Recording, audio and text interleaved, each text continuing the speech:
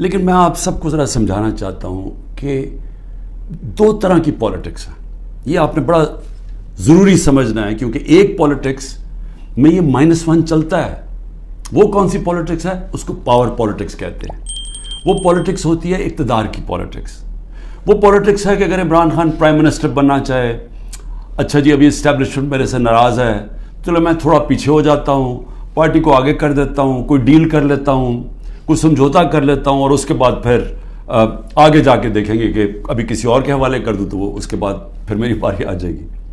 اس کو power politics کہتے ہیں. دوسری پالیٹکس ہے جو میں پالیٹکس کر رہا ہوں 27 سال سے. وہ پالیٹکس ہے جو قائد اعظم کی پالیٹکس تھی. وہ پالیٹکس وہ ہے جو کہ مشن کی پالیٹکس ہے، کوئی وہ ذات کی پالیٹکس نہیں ہے.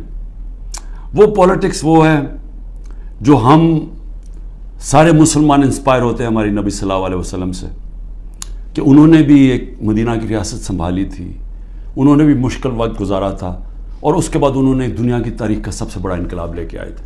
اور ہم تو کبھی ان کے اپنا سوچ ہی نہیں سکتے کہ ان کے جوتوں کی مٹی کے قریب بھی ہوں.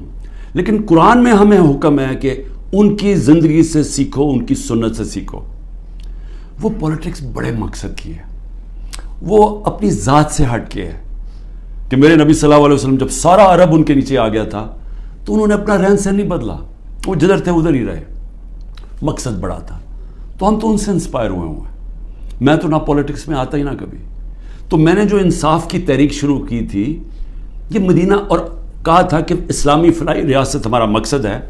ہم مدینہ کی ریاست سے انسپائر ہوئے تھے، ہم ان کی سنت سے انسپائر ہوئے تھے کہ جو وہ انقلاب لے کے آئے تھے. اور وہ جو انصاف ہے